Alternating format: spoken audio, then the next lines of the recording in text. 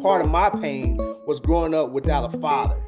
My dad was murdered when I was 3 years old. My mom became an alcoholic, and I grew up in all the bad neighborhoods in Oklahoma City. So I grew up in poverty. So part of my purpose is rooted in the pain that I had to grow through. I didn't have to go through it, I had to grow through it. And that pain helped me identify what I'm supposed to put on this earth to help solve. I believe all of us was put on this earth to solve a problem. And part of the problem I'm supposed to help solve is just economic injustice and poverty and the pain of growing up without having a father. Welcome to the Shattered Mindset Podcast, wisdom from life's turning points and defining moments. I'm your host, Melvin Larry, and today I'm excited to welcome a powerful voice to the podcast. Tony J. Reese is a greatness and a growth consultant. He's an entrepreneur, a speaker, and kingdom leader. Based in Fort Worth, Texas, he helps entrepreneurs start, grow, and scale their businesses through smart use of books, technology, and even AI. Alongside his wife, Odessa, Tony co-leads Marriage for Real, a movement dedicated to helping couples build strong, faith-centered marriages and create what they call kingdom families. Their mission is rooted in honest, open, and transparent communication, the kind that builds lasting legacy.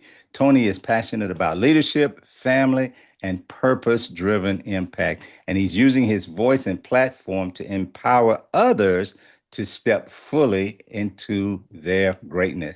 Tony, listen, welcome to the Shattered Mindset Podcast. Hey, great day, Melvin. Great day, sir. It's really glad. We've been trying to get this going for a while, so I'm Well, excited to finally kicking it wow, off. but here we are, right? Here we are.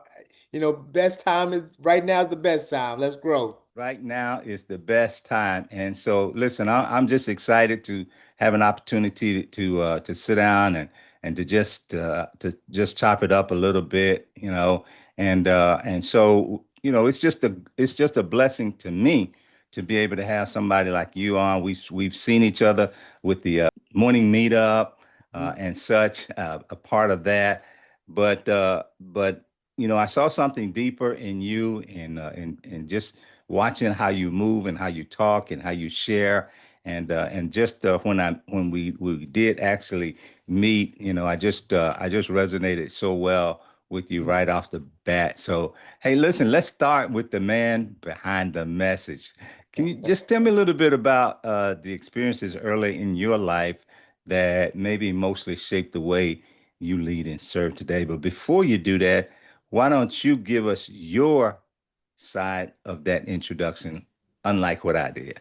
Oh man, you did it perfectly, man. And so I'm just a humble servant, really, really, man. I'm a child of God. I'm a son of God.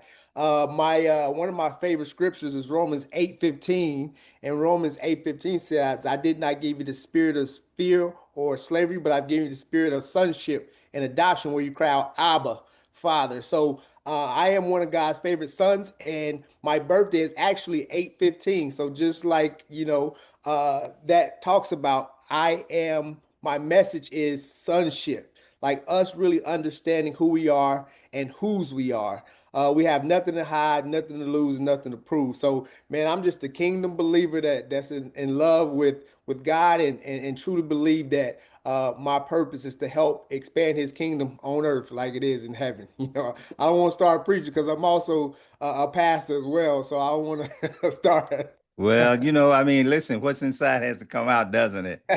And when you're carrying a clear kingdom mindset in everything that you do, like you do, then it just has to resonate and reveal itself. So tell me, where did that sense of purpose and leadership begin in you? Listen, a lot people can join, people can be appointed, but there's a difference being appointed and being anointed. So tell me, where did that purpose root itself inside of you? What happened? Yeah, so I wrote a book called Breakthrough, and in my book, it always I talk about how your pain is tied to your purpose. So I want to help everybody discover their purpose. So part of my pain was growing up without a father. My dad was murdered when I was 3 years old. My mom became an alcoholic, and I grew up in all the bad neighborhoods in Oklahoma City. So I grew up in poverty. So part of my purpose is rooted in the pain that I had to grow through. I didn't have to go through it. I had to grow through it. And that pain helped me identify what I'm supposed to put on this earth to help solve. I believe all of us was put on this earth to solve a problem. And part of the problem I'm supposed to help solve is just economic injustice and poverty and the pain of not growing up without having a father. Mm. Well, I mean, that's a pretty strong thing. And when you have a situation like that, I recognize also that there's a lot of different directions you can go with that, Mhm. right? You Yes, know, sir. and different people go in different directions. The one person will go the path that you went, which would say, "Listen, I had this. I grew up without a father, so my children would not be in a fatherless situation, and so forth." Another person is that person where the mother says, "You just like your daddy," Hmm. Yep. See, because Absolutely. you are, because you don't break away from that. And see, on this show, we talk a lot about shattering limiting beliefs, and you hit the nail on the head. As a matter of fact, I did an episode on pain and purpose, so it's Mhm. interesting that you mentioned that. So we're right on the same wavelength there. But you talked about some of the pains that you had to go through, but what are some beliefs that you had to break through personally as well to become the man that you are now?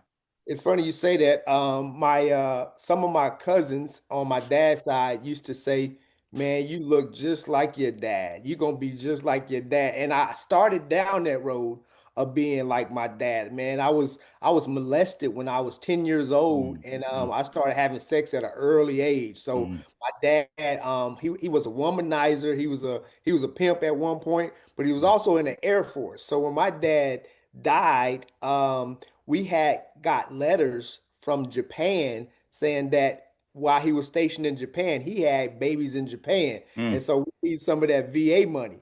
And my dad, he was an alcoholic, but he was very had so much confidence that he just believed that he can, walk on water. So some of those limited beliefs that I had to break is that I was not going to be like my dad. Like he had 7 kids in the States and who knows around the world, but I was number seven. And I was supposed to be Jace. My dad name was John Calvin, and he had two other kids and they named him John. So I was supposed to be John Calvin, actually the third. And so, but my mom said, nope, I'm not naming him that. So my mom just named me Tony Reese, and my dad is not Reese, and it's none of my dad. So the limited beliefs I had to is that I was not going to be like my dad, and also I was going to be the best father that I could be. mm, mm. Now that says a whole lot in and of itself, and but it's easier said than done, right? It is. It is. And if it wasn't for my coaches, my aunties, my mom had 9 other brothers and sisters, and so my aunties made me. Two of my aunties were principals at schools, and they made me go to church. So they used to pick me up and make me go to church. And then they also was giving me money for my grades. So that Mm, was the thing when I bring home my report card, they would give me money. So I was like, well, shoot, well, I can take this money and go help pay some of these bills. So I just got to work hard and get some good grades. And then they took me on my 16th birthday in 2000. No, it was 1996. They took me to church, and I was going to a Church of Christ. And in Church of Christ, once you say you're ready to get baptized, they're gonna dip you right there and there. right there, huh? Right They there. seized the moment, huh? They seize the moment. They don't want you to go out and come back in and say, "Nah, you changed your mind." No, we got to take advantage of this right now. So I got baptized and saved on my 16th birthday, and it was actually my mom's birthday. Mhm. This is going to be the first year. I just lost my mom 2 months ago, so this is going to be the first year that I'm not able to celebrate her birthday and my baptism birthday on the same day. So that's been the part of the trauma that I've been kind of like dealing with. And we talked a little bit before about how us as men especially need counseling and therapy. Yeah, and we both know about sharing those losses because we both had those recent losses Mhm. as well. And and you've had some really tough seasons and some tough times, including the recent loss of your mother. And we share that because we were communicating on the same day when that happened. So Mhm. how would you say that the pain or the loss of your mother and your other relative and so forth, how would you say is shaping your perspective on your purpose and legacy? Yeah, so I'm going through it. So it was like grief on top of grief. So not only did I lose my mom, the week after we celebrated my mom's whole life, a week later, my cousin Mikey passed away in a car accident. So I lost Mama and Mikey within a month span. But Mikey was going to help me get through the grief because he lost his mom 10 years ago. Hmm. And Mikey said that he was going to walk with me because it still hurts. And so I believe part of me going through those pains is for me to help others get through it. So I immediately enrolled in counseling. I mean, I found a counselor here in Texas. I immediately found a grief coach. So I'm just getting coaches because I believe in like surrounding yourself as you're going through the seasons, and that's why we're not supposed to be alone. But I believe it's shaping me in a way that is helping me to develop tough skin, but also it's helping me to see that we don't have a lot of time to lose, a lot of time to waste. Yeah. And so I feel like it's helping me to realize that trauma causes triggers. Mm. And when we don't deal with those triggers, we end up in a trauma zone. There was this one, I don't know if you remember the Twilight Zone. Well, certainly. Yeah, so I believe that I'm supposed to help people get through that pain and then show them how that pain is tied to their purpose so they can continue to help heal the world. But I know that I'm specifically called to men for sure because I believe you save a man, you save a family, you save the world. Wow. So I believe that's where it's really showing me my purpose and my path. And I have to practice what I've been preaching, right? Like I Yep. really have to practice that word and keeping myself filled up on the word of God and showing people that if I can continue to help connect people to him, then I believe that's another way that I'm going to help, heal the world and part of my purpose. Men, it's something about us. We tend to, you know, you talk about getting counseling and getting help and so forth, but we believe in getting coaching, Hmm. because we've been taught that from athletics and so Yep. forth. So, you can talk to us about coaching, but when you start talking about therapy and stuff like that, then you Yeah. kind of getting into our business a little bit there. So, uh, because we deal with those types of things as men, Hmm. and really men, right? You're right slap dab in the middle of the age of where this podcast hits. So, Hmm. what would you say? What do you think is the challenge that men really have in getting what they need to be able to move past? Because, like we talked about earlier, when you hold things in, that we only have so much capacity before things break. Yeah, yeah. No, we do. You're right. There is a certain capacity. I think one of the things that we have to deal with as men is we don't realize sometimes there is spiritual. So generational curses. Like I talked about my dad, like there's generational curses that I have to break. So that I won't pass them down to my kids. So I have five kids. I have four boys and one girl, and me and Odessa been married for almost 25 years. So I know that in order for me to not let those generational curses pass through. I have to break them and dig them up and kill them at the root. So I think a lot of us don't understand that it's mental and it's spiritual battles that we're going through. And if we don't deal with those spiritual battles, so we need a not only a greatness coach, but we need a guide coach, a spiritual leader that can help us deal and break those generational curses. Well, what do how do you get to men and how do you get a message to men? Like we're talking to men right now, and they're listening, they're watching this. Mhm. What do you say to those guys? Yeah, so my message is as I be vulnerable, I feel like you said it in the beginning, keeping it hot, honest, open, and transparent. If I can show a little bit of vulnerability, and I love to have what I call table talks, so one-on-one table talks with men. So I just say, hey man, let me take you to breakfast, or let me take you to lunch, or buy you coffee. But those one-on-one moments is my moment into they're letting me into their space. And as I share my story and as I share and being keeping it hot, then most of the time they will start to open up. But also they got to see that I'm doing and I'm being I have integrity and I'm doing what I say I'm doing. So that's why it's really important that I keep my family intact.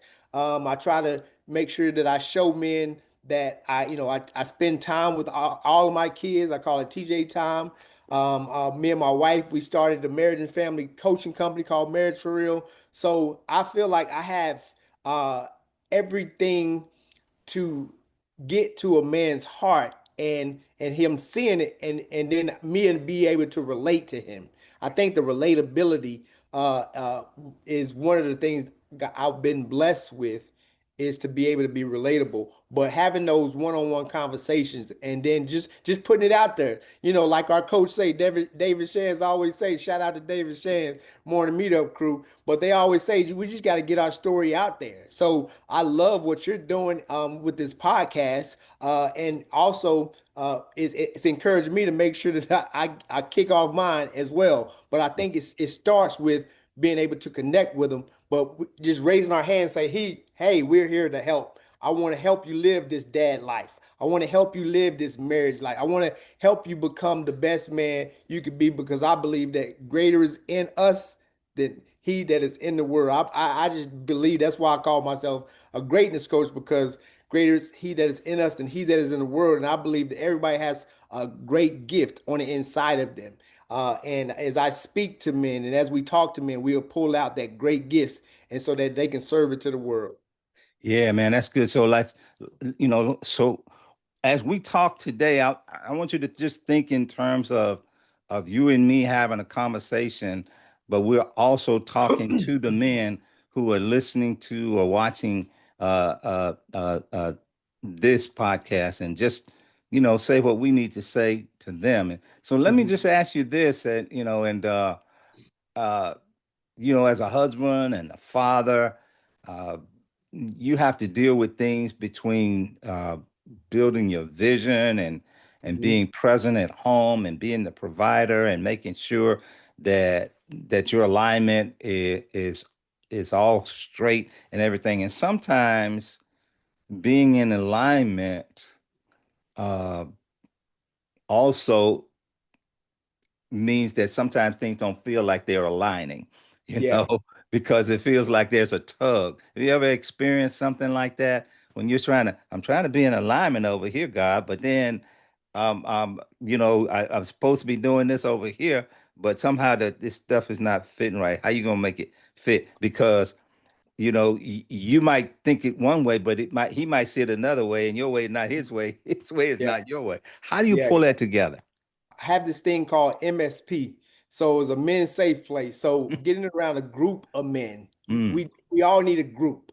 We all, even Jesus had a group. We all need a group of people that are going in the same direction that we are, and that we can able to talk to about our problems. Because just recently, me and my wife going through some issues. She started traveling, and I started getting more involved in the business and the kids we were actually homeschooling our kids But so the tug for me to be a great husband, a great father, and a great, entrepreneur, it was I had to find once a mentor.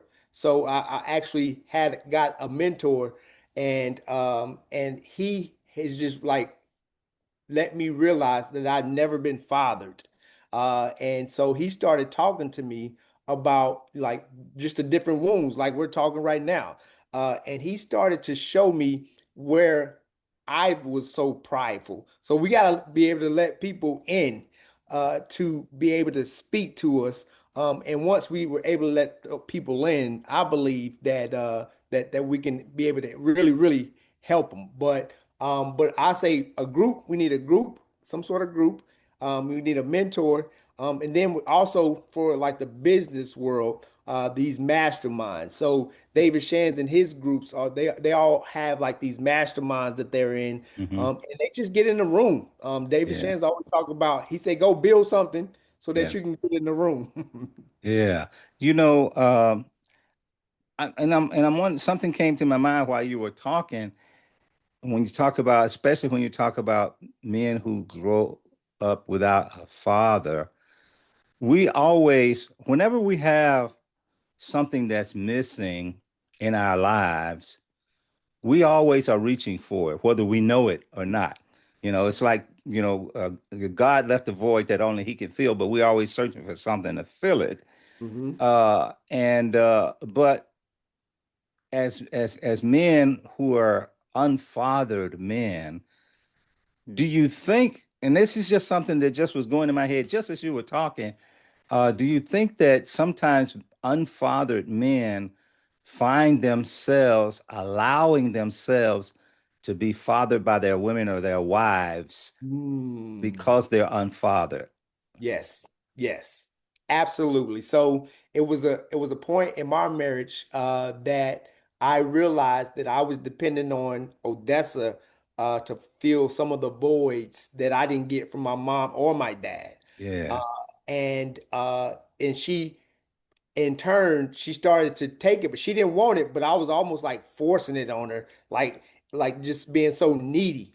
That's a Uh, load for her, right? it's a load for her, and she's not supposed to play that load. But you're, and so we become passive.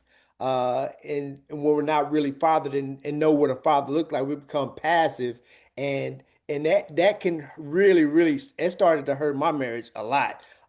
Because I was putting so much pressure on it that I was supposed to be getting that from God or father figure.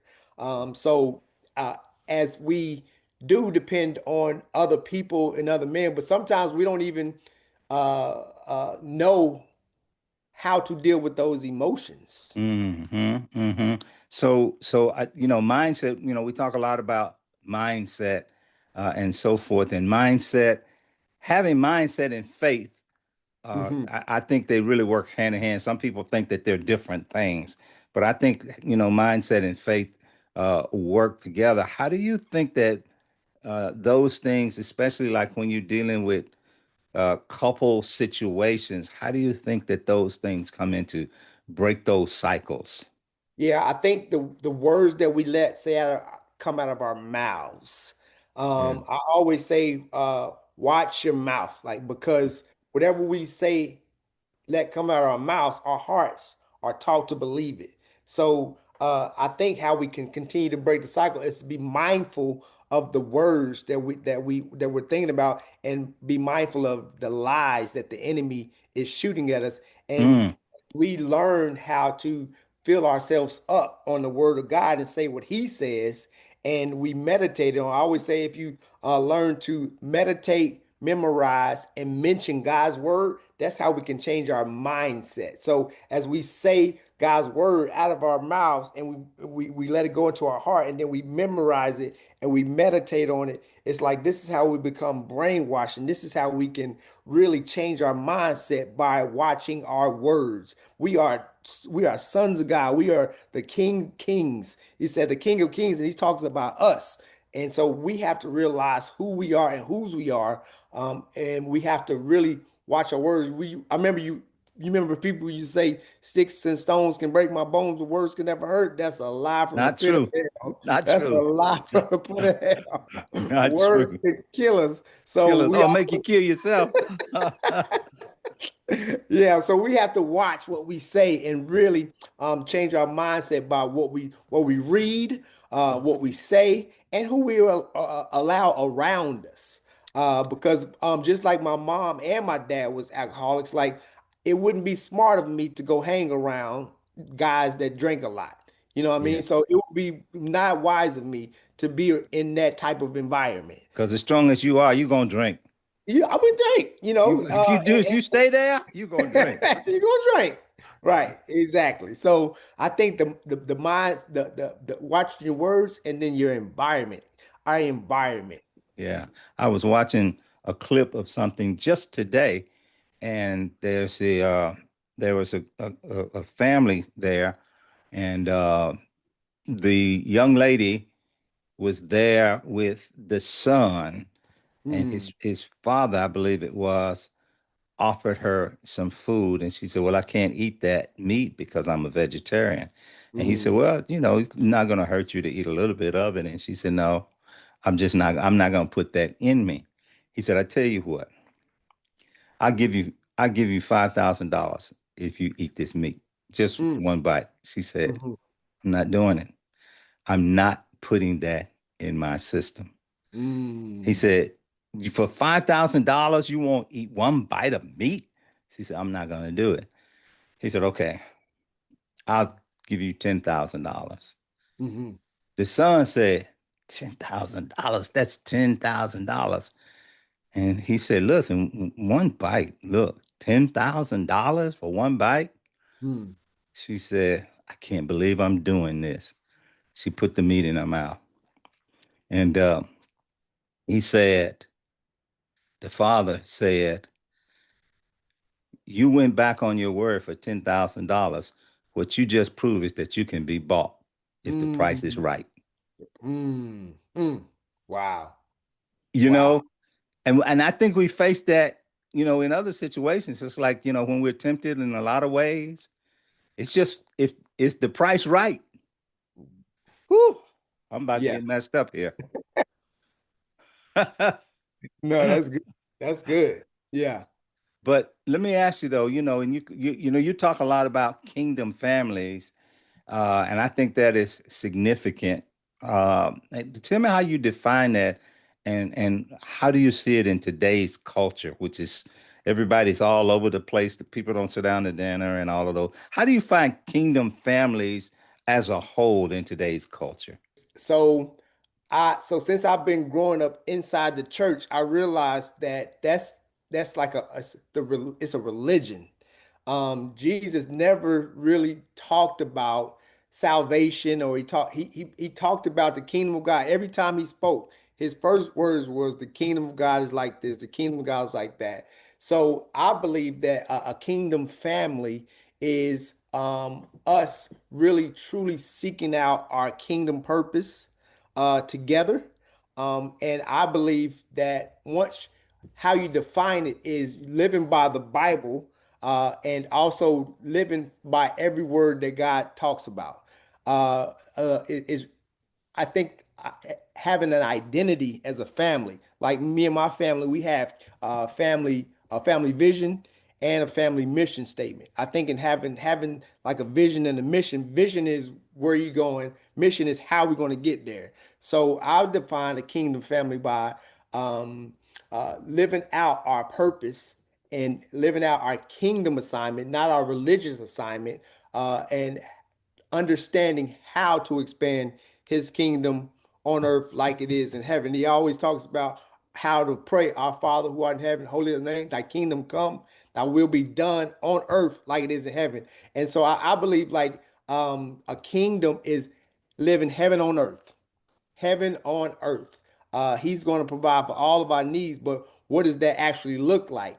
Heaven on earth. I think Christianity is always pushing us to, die to go to heaven. But Jesus, is like, no, I want to bring heaven to earth. So living our at our purpose in a life that's what everything, all of our needs are met. All of our relationships are intact and just living in his purpose. How do you get buy-in on something like that from your family? I mean, listen, it's like you got five children that range in different ages, Yeah, and, so how do you get them to sign off on that, especially when they start growing to independent ages and so yeah, forth? How do you get the buy-in on it? I know understand it when they're 3 or 5, yeah, yeah, yeah. but then how do you carry that on through the years so that they grasp it and hold on to it? Yeah, so that's where the family mission comes in and keeping that family mission and vision in front of them. Habakkuk 2:2 says, write the vision and make it plain. So continue to understand that our family mission vision is we are trees of life. So T Reese, we are trees of life, the love Christ and the kingdom life. And we're gonna make them both known all over the world. So that's our family vision.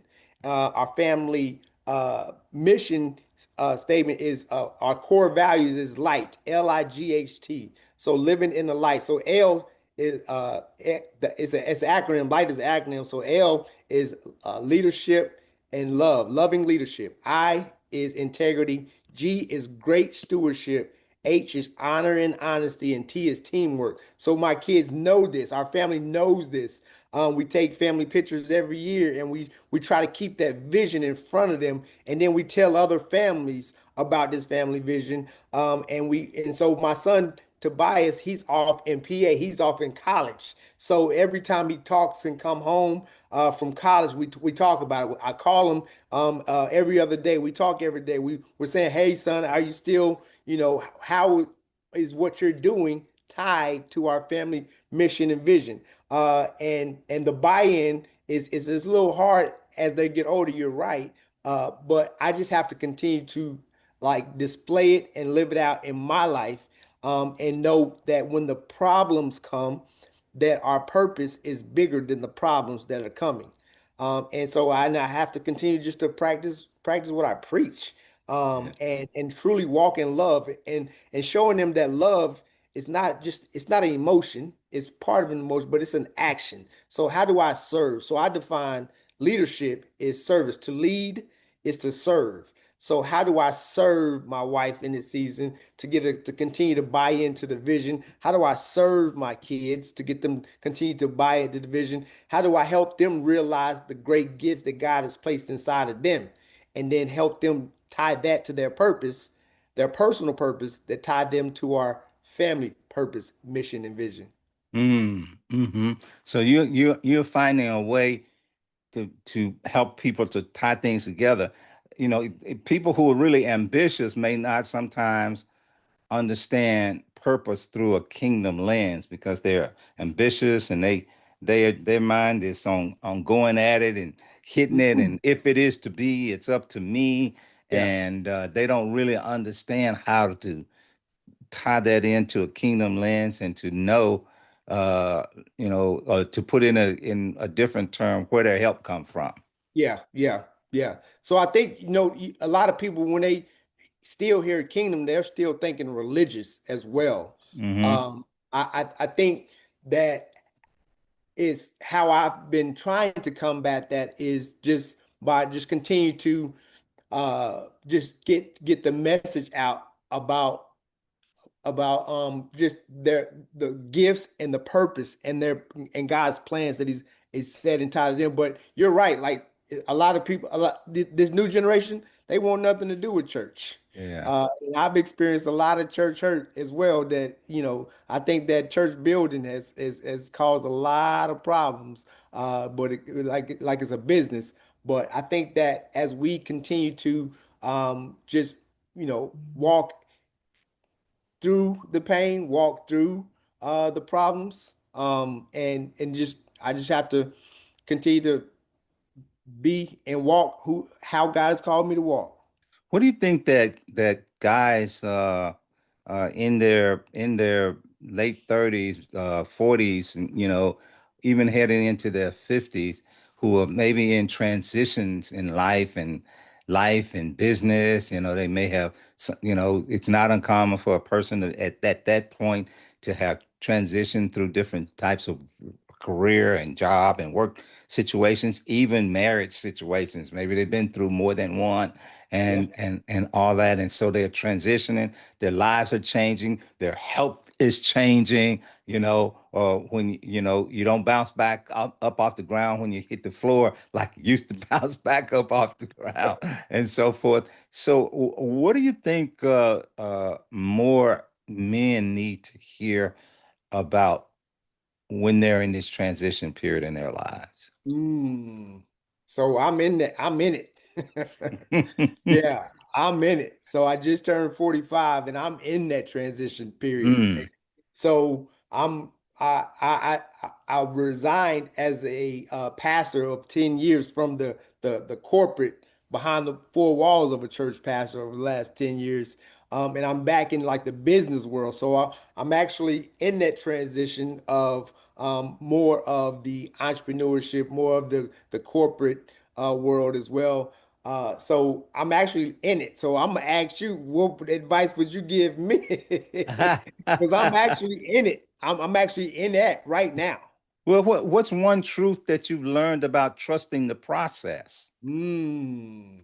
But so what I've learned is that that God will never put more on me than I can handle. And so my life, one of my other life scriptures is all things work together for my good, for God's glory, because I'm called according to his purpose. So understanding the principles that the Bible talks about is help that has helped me to make these difficult transitions and also the principle of sowing and reaping. So as I believe, like in this season, I'm called to do discipleship. So as I help disciple and pour into young men and mentor young men, I feel like God is going to continue to bring men like you around me to help me get through these transitions. And He's always like brought people into my lives during certain seasons. And so I think the one of the principles is that I've been really trying to focus on is the law of sowing and reaping. Mm. And really, so when I lost my mom, I immediately found somebody that lost loved ones or their moms and started like praying for them. So I think if we just learn and study these principles that are in the Bible, I believe that that can help with the transition. You as a pastor, man, people are drawing on you. Like, A it's lot. insane how people draw on you as a pastor. Now, I'm not a pastor. I'm not a preacher. I'm a preacher's kid. But as a pastor, it's amazing how people draw on you because it's like they don't choose the resource of prayer themselves, Right. and the Bible tells you to study to show yourself approved, Mhm. but people, it's easier to seek something from someone else. But my question then becomes for someone who is carrying your own challenges, and then you're carrying other people's challenges as Mhm. as well. How do you find your peace when you have a turmoil coming at you from so many places?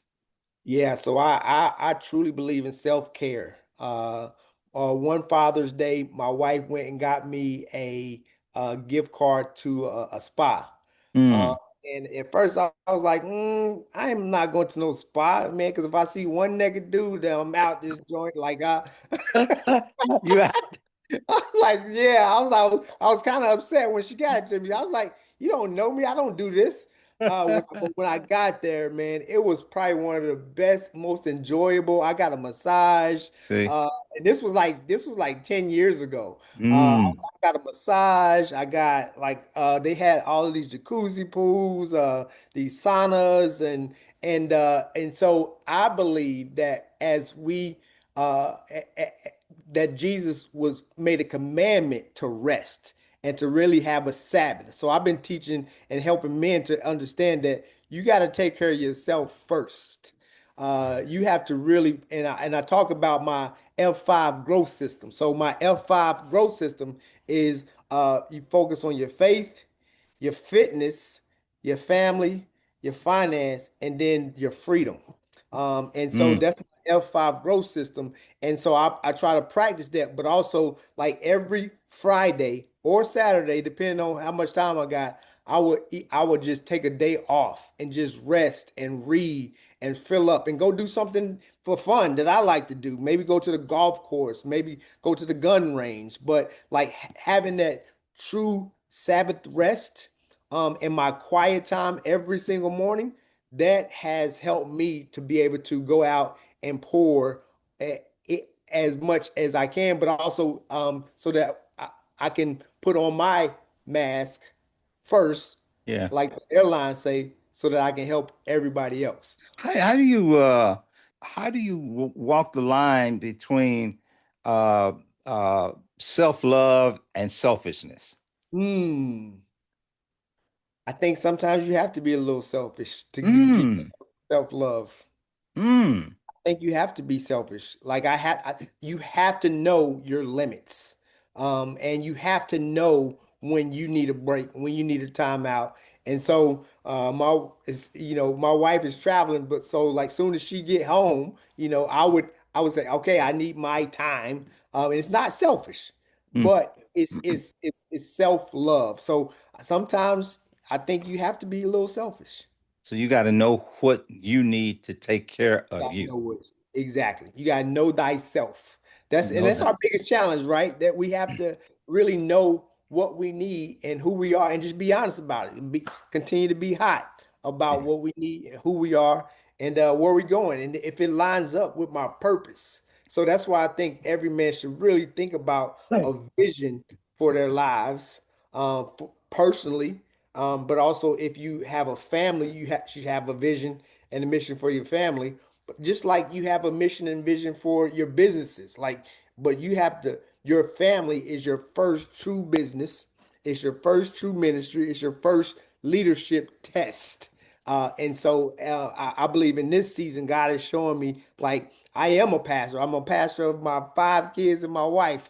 And I do have to steward the finances that's coming in. I do have to, create, communicate. I have to learn how to communicate uh, to not only myself but also to my family. You are, not maybe shifting a little bit. You, in addition to growing your family, teaching your family, and so forth, you teach entrepreneurs too. I You do. teach them how to grow through systems, and you teach them how to grow through books and technology, and AI. And how did you bring your tech background and your kingdom calling together? Ooh, that's good. Oh, I like that question. I've never been asked that question. I believe like at an early age, I started to learn about Black Wall Street in Tulsa, Oklahoma, on how they came in and they just destroyed these our businesses, and because I'm from Oklahoma, I learned about that. And so my first goal in life was to get out of Oklahoma, just to see something different.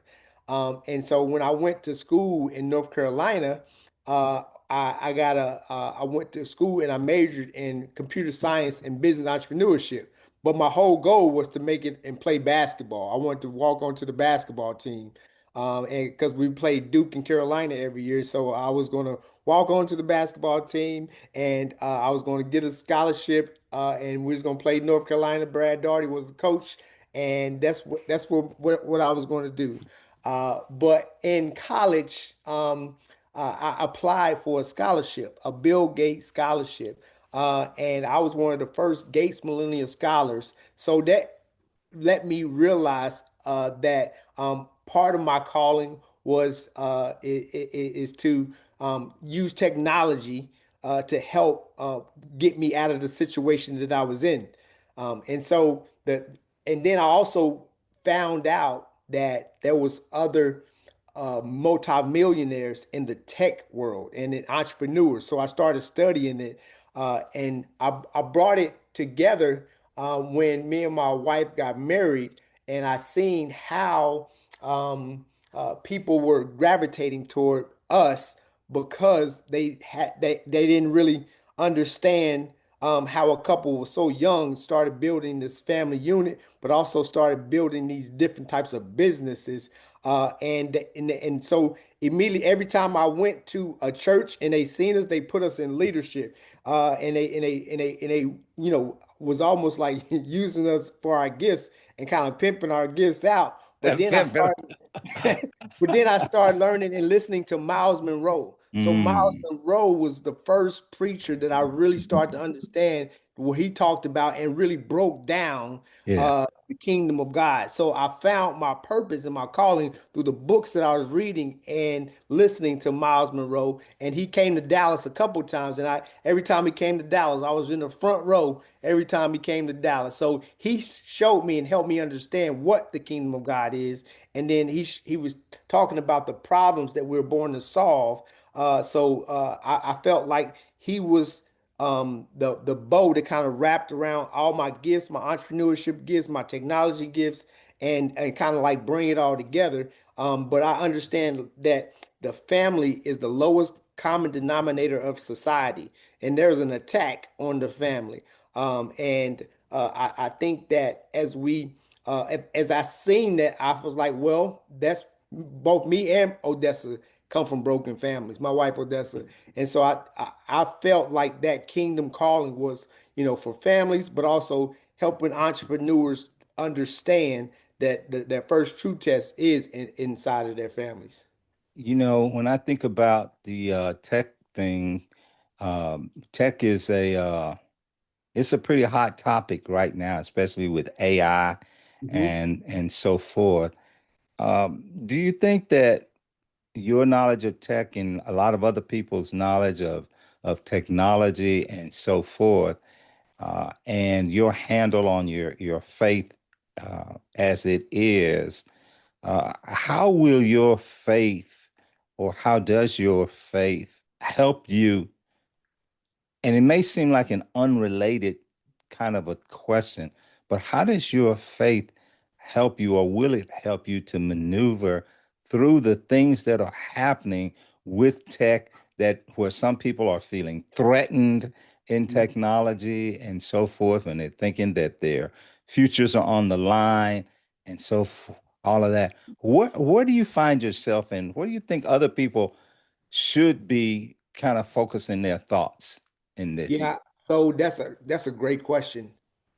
AI or tech will never be able to replace me, but I can use it as a tool. So, like studying it and understanding it as a tool. But when it starts to cross the line, where where the AI starts to almost like depend on it too much. Like if I'm depending on AI and I'm Chat GBT and I'm using that and I'm spending more time than that than in my Bible, that's when I think the lines can get blurred. And also understanding that it's always has to be people over profits, people over profits, and just because my passion is people, so just really helping me understand how to utilize technology to help people, but not letting it, be able to, take me away from who I truly am and take me away from my purpose and what it is that God is calling me to do in this season. But there is some lines being drawn, and I think that sometimes Christians can get too spiritual and not even want to touch it, but we have to touch it because this is probably going to be one of the biggest booms in our history in terms of wealth transfer with this tech and this AI. So if you're not studying it on a like a daily basis, then we're going to get left behind. And so, Okay. but not letting it take us out of who we are and not depending on it more than we depend on God and the Bible. Right. What path do you see, maybe even for yourself, or where do you see technology actually taking you, or you taking yourself through technology? I know that you have your ministry and so forth, but I also know that you have a foundation and a core, and it has been a part of your livelihood. Where do you see it taking you in the wake of all of this? Yeah, so right now, so my 9 to 5 right now, I work for a software development company.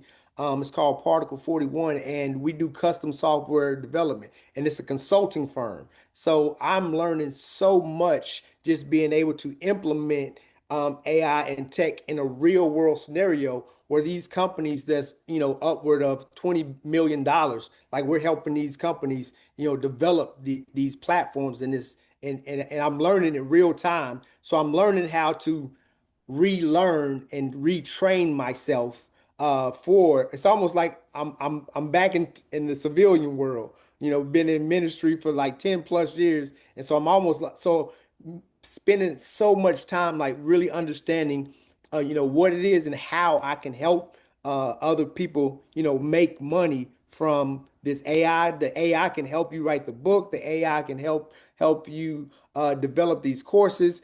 And so just really learning it's taking me and helping me become I wouldn't say an expert, but I'm thriving to be able to be an expert in the tech and the AI world that I'm going to help people break free from poverty, that problem that I was born to solve.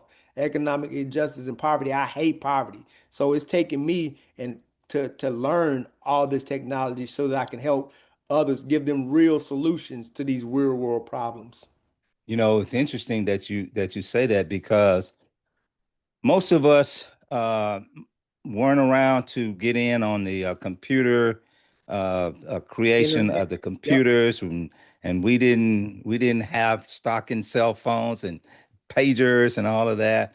But the but AI probably a couple of years old. Hmm. So we have an opportunity, like you mentioned, you said maybe not an expert, but we have an opportunity to be experts in We do. that right We do. now, Right now. right now. And Hmm. so where we are right now is either overcoming our fears, or like it's written in a book, feel the fear and do it anyway. Do it anyway. Do Do it it in. anyway, because Good. Good. everybody has ability right now with AI.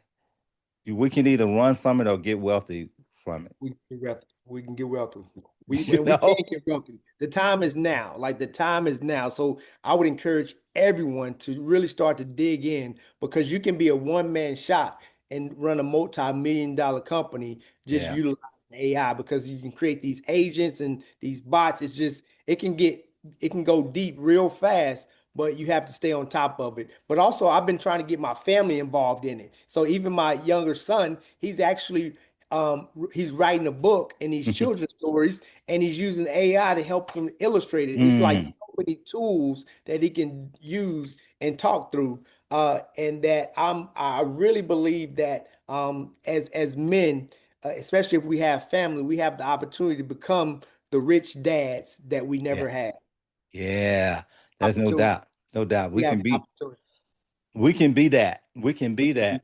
Look, if you could speak directly to the person that's listening or watching, who's really gifted, but maybe just kind of sitting on the Mhm. sidelines in relationship even to what we just talked about, what would you say to wake up that greatness in them? Oh yeah, so everybody was born with a gift.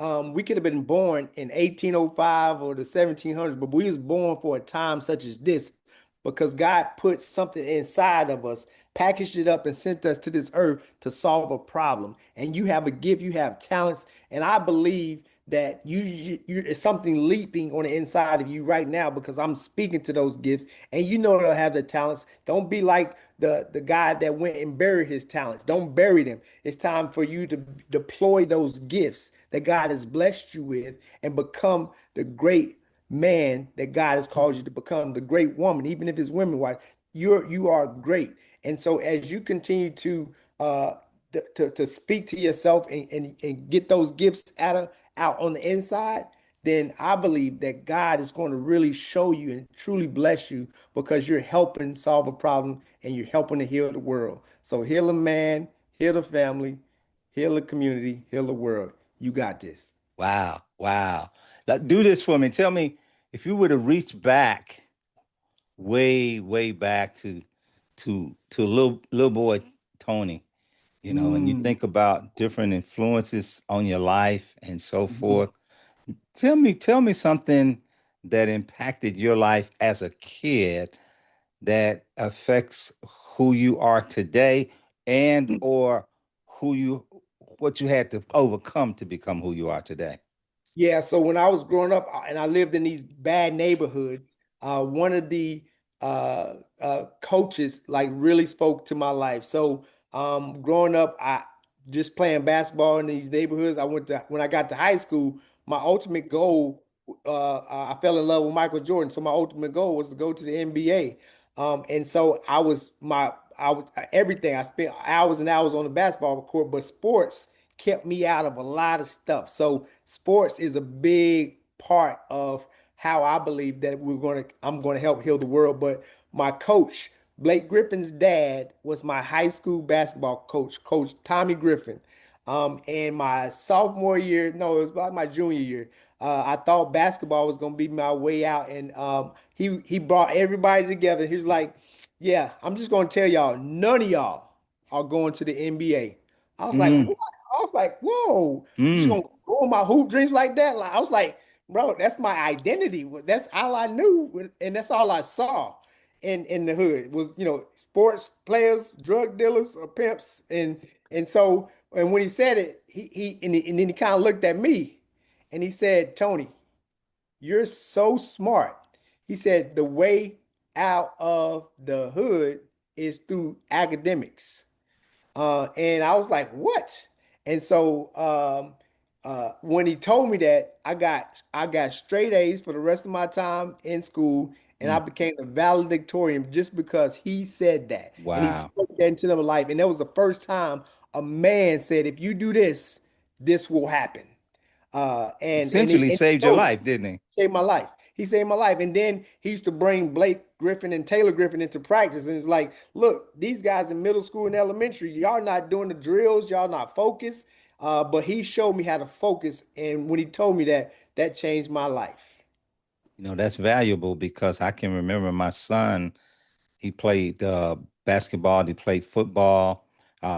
He was very good. He was all county. He played semi-pro ball and things like that. And he was such a loyal kid. And he was just, my coach this, my coach that, my coach that. And not take anything away from coaches or anything. But I would say to him, son, I appreciate your loyalty to your coach. I said, but listen, you're only as good to your coach as your next big injury. Mm, You know, that's I, s- true. I said, and then they'll be as loyal to you as nothing. You That's know, true. I said, That's they'll absolutely love you.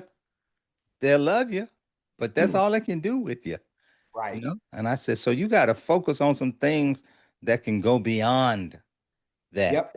Yep. that can go beyond that. And even if you did go that route and you go that path and you go all those years, you got to think that there's got to be a life after that, Gotta be a life after that. you know?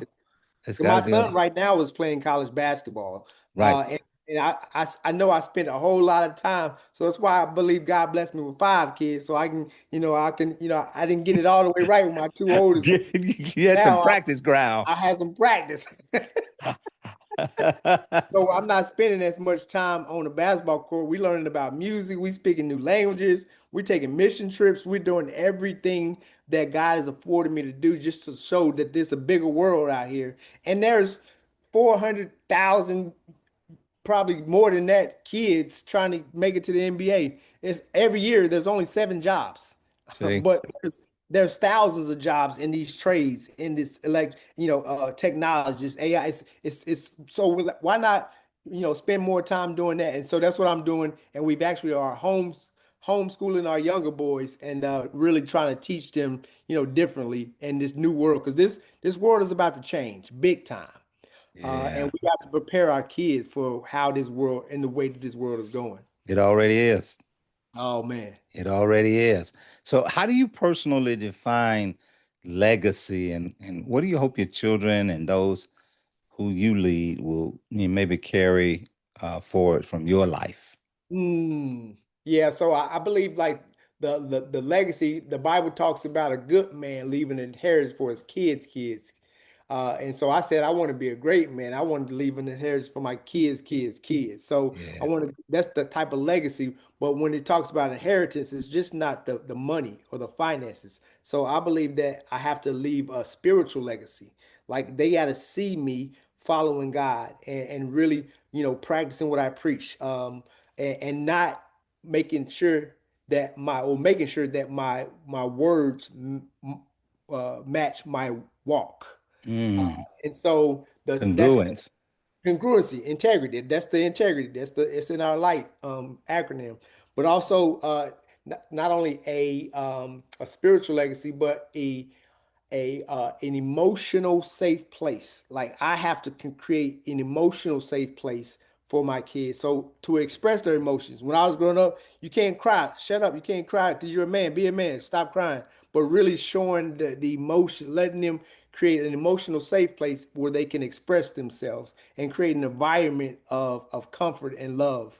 And then also an inheritance of the way that I love my wife, like the way how I love her, and showing her how showing them how important family is. So they got to see me taking my wife on a date. They got to see us going through problems and overcome those problems. They got to see us being what we're asking them to be. So when they are looking for a mate, they would look for someone like me or their mom. But it also does talk about finances. And so, me really trying to figure out, solve enough problems and add enough value to enough people that I can continue to, build generational wealth that I didn't have. I heard a quote that said, if you didn't come from a rich family, then hopefully that a rich family will come from you, a wealth Mm. you. Man, like they said, that'll preach. That'll preach right there. That'll preach. Yeah. Yes, sir. So, is there a final message that you would like to leave with the folks that are listening or watching here? Yeah, I just want to life is tough. And we're living in some tough days. It's getting darker and darker. But as much as us can become the light and come together and really start to help elevate each other, I believe that we can become the light in this dark world. It's getting dark, and so I really want us to connect with other families, connect in the community. If you're not a part of a community, get in some sort of community. Even if you don't go to church, find a community that you can be a part of because in these trying times, it's gonna get dark. But my first inkling is to say, get close to God. There is a curse on our land. Malachi 4:6 says, until the hearts of the fathers return to the hearts of the children, and the hearts of the children return to the hearts of the father, there will be a curse on this land. Right now, there's a curse on our land because us as men, we're not in line, right standing with God. But as we can become right standing with Him and hear a word from Him, get connected with Him, we'll be able to speak those prophetic words to our families and really grow and become who we are to become. Wow, that's strong. That's strong. I appreciate that. I appreciate that. How can people connect with you and be a part of the work that you're doing through maybe Marriage for Real and your coaching and Tony J. Reese? How can people reach you? Yeah, so all my social media handles is Tony J. Reese, TikTok, everything, Instagram. So Instagram is one of the best, but my website is tonyjreese.com. You leave a message there, or you can even email me at tony@tonyjreese.com. Yeah, so Tony J. Reese, everything. I think it's got something to do with Tony J. Reese. Tony J. Reese. Well, 'cause all my kids are TJ. So Uh-huh. I got Tobias, Jeremiah, Tanaya, Joy, Titus, James, Tristan, John, and Truth, Justice. Truth, justice. Wow. What a way to cap it off. Hey, listen, it has been, man, it's been a pleasure speaking with you today. Man, I'm glad that I had an opportunity to get to know you here Mm. at this time. This has been good for me. And it's an honor. It was my honor. I'm really so excited that you invited me. Yes, sir. Yes, sir. Well, hey, listen, we're gonna end this, and just you all reach out to Tony J. Reese and show your book again. What's your book Oh yeah, there? so this is the book that I wrote with Les Brown. It's called Breakthrough. I don't know if you can see it, It is but right there. Right there. okay, That's right good. there. Yep. There, Okay. yeah, you can see Yeah, it. you All can right. get this on Amazon. But I'm also about to write another book. And it'll be out, and it's gonna be titled "Becoming Rich Dad When You Had No Dad." Ooh, that's good. That's Mm. good. That's good. Well, hey, we appreciate you sharing that, and we look forward to connecting with you. So, hey, listen, until the next time, folks, keep adapting, keep adjusting, and keep reaching for those higher horizons. We'll see you the next time on the Shattered Mindset podcast. Take care, take charge, and God bless.